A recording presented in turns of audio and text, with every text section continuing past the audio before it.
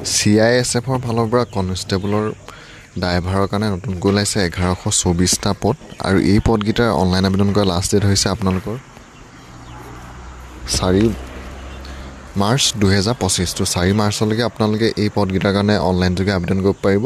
আৰু পদকেইটা ওলাইছে আপোনালোকৰ কনষ্টেবল ড্ৰাইভাৰ আৰু ড্ৰাইভাৰ কাম পাম অপাৰেটৰ কাৰণে ওলাইছে আপোনালোকৰ আৰু টোটেল পদ হৈছে 1124টা আৰু ইয়াৰে কনষ্টেবল ড্ৰাইভাৰৰ কাৰণে ওলাইছে 845টা আৰু কনষ্টেবল ড্ৰাইভাৰ কাম পাম অপাৰেটৰ কাৰণে ওলাইছে 279টা ইয়াৰ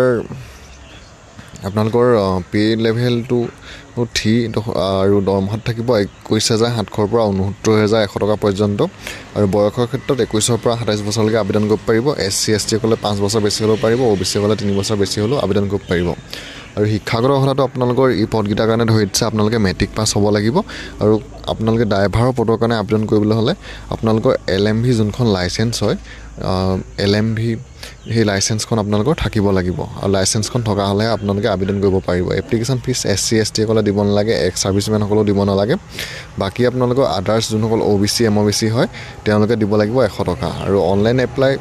ইয়াৰ আপোনালোকৰ 3 ফেব্ৰুৱাৰীৰ পৰা আৰম্ভ হ'ব আৰু লাষ্ট ডেটটো হৈছে আপোনালোকৰ 4 মাৰ্চ 2025 তো 3 ফেব্ৰুৱাৰীৰ পৰা আপোনালোকে এই পদকেইটাৰ কাৰণে আবেদন কৰিব পাৰিব